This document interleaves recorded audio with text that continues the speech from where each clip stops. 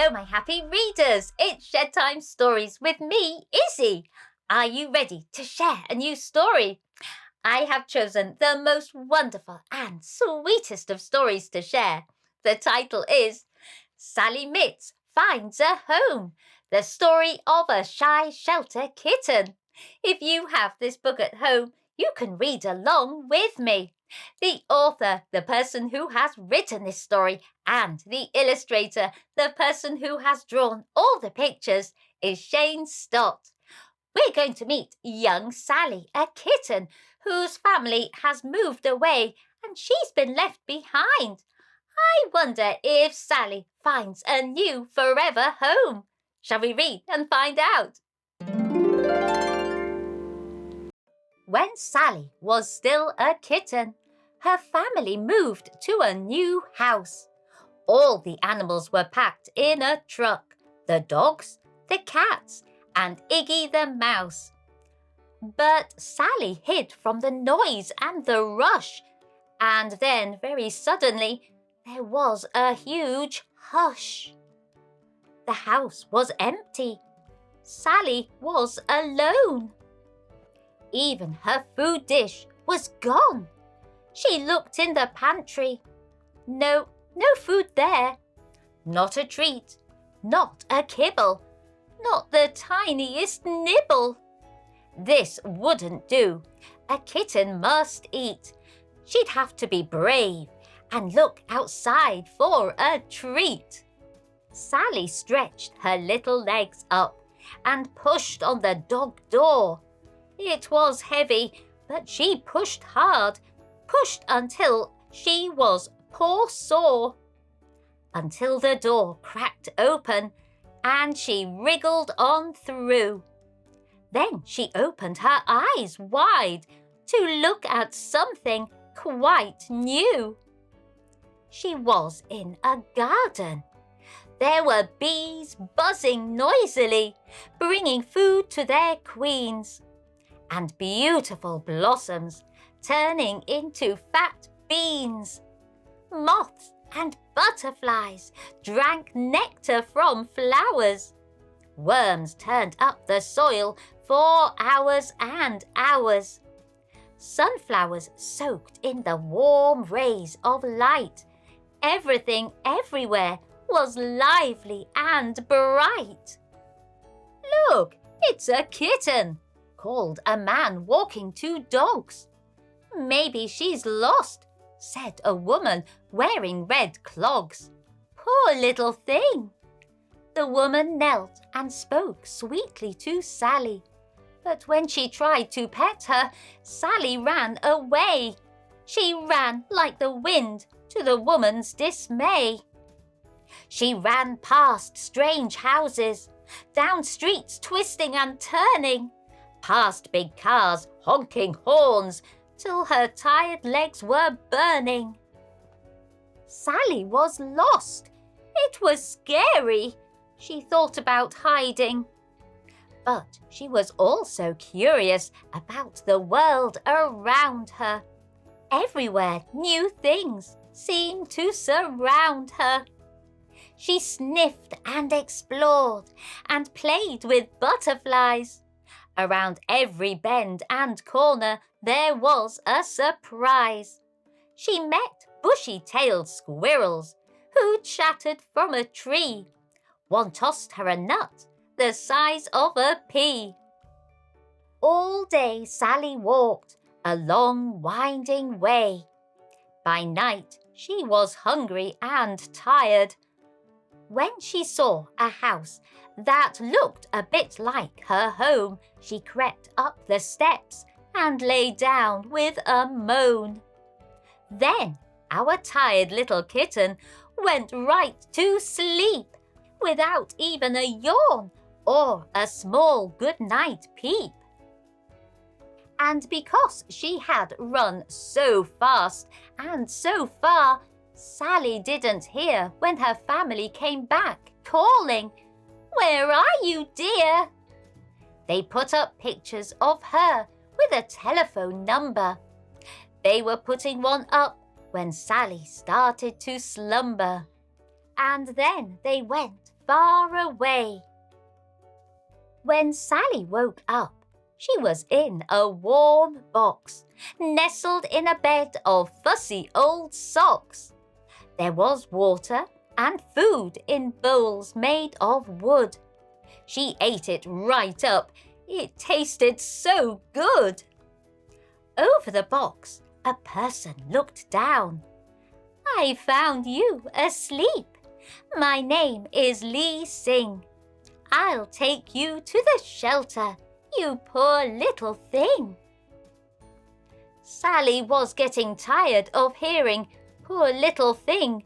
She thought it had an irritating ring. She did not like the shelter either, not one little bit. She was in an awful cage that was brightly lit, next to strange cats who eyed her without even a blink. No, not a meow, or a sniff, or even a wink.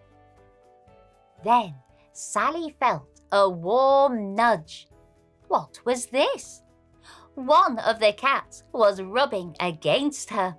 Right through the cage she felt his soft fur, and he made the sweetest sound, a loud rumbling purr. She pressed back against him, snuggling as close as she could. This was much better. This felt so good. His name was Charlie the Tailless, and they became friends. It was such a good feeling, not feeling alone. It was so much nicer having a chum.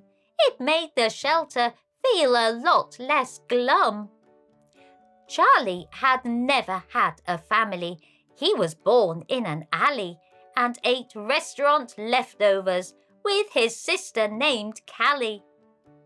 Charlie had lost most of his tail, but he flicked his stub as fast as any cat, and you can tip your hat to that. One day a woman stopped at Charlie's cage, and the shelter's keeper opened his door. The keeper's name was Jack Allaw. When the woman put her hand out for Charlie to smell, Jack Allaw waited for Charlie to rebel. But when Charlie rubbed her hand with his soft cheek, Jack Allaw snorted a surprised little squeak. Then the woman picked Charlie up and kissed him on his head. Rubbing his ears, she lovingly said, "Will you come home with me and live on the sea, my sweet Charlie?" So Charlie went home with the woman, whose name was Ellie B. Oat, where she and Charlie lived together on a big happy houseboat. Now Charlie had a family. His sister Callie was there, along with a pigeon, a dog, 5 rabbits, 3 gerbils, and sweet Millie the hog. Sally was so glad, but she missed Charlie, and that made her a little bit sad. The keepers gave her his basket, which was a bright, cheery red. But next door there was still a very empty bed. Sometimes people stopped at Sally's cage. She saw them through a frightened haze. When she heard their footsteps in the hall, she would turn away, curling into a ball. My, they would sigh. She's too shy. No one will adopt her. She's not friendly, they would say. Poor little thing, and go far away. But then a quiet man stopped in front of Sally's cage, and he didn't go away. Although she scrunched into a tiny ball, the man waited half the day. When Sally finally peeked at him, he slowly blinked at her. just like a friendly cat. Without even thinking, Sally blinked back. Jack Alaw came over, smiling. "Sally, this is Fred Mitz," he said. "I think you two will like each other. This guy here's my best friend's brother." Jack Alaw opened Sally's door. She took one step and then another, fighting an urge to duck for cover. At the edge of her cage, she looked down. It was a long way. Should she try to jump and run away? Or trust Jack Alaw and choose to stay? Then Sally looked up. Gently the man reached out his hands. She sniffed them. They smelled warm and safe, like a strawberry tart. And when Sally stepped into his hands, the man folded her to his heart. She snuggled under the folds of his coat, while he hummed a tender, soothing note. And that is where she stayed, while Fred took her far away. His apartment was full of new sights and smells, with space to run and play. There were balls to chase and a basket of her own, and sunny windows to lie in all day. And that night there was a warm, cozy bed, where Sally cuddled with her new friend Fred. As she drifted to sleep, he stroked her fur until a small, steady sound grew inside of her. A happy purr.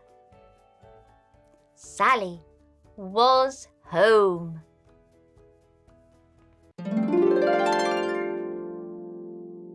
What a beautiful, tender story that was. It was sad that Sally got left behind when her family moved house, but I'm so glad that there was a nice, kind lady who took Sally to the shelter, and that's where Sally met her new friend Fred and her new forever home. I have 5 cats who all found me, and I gave them a forever home, and they are all just perfect. I hope you've enjoyed this Shed Time story, and if you want to, you can like, share, follow and subscribe to Shed Time Stories. Then you'll be ready for the next book we can share together. Bye-bye!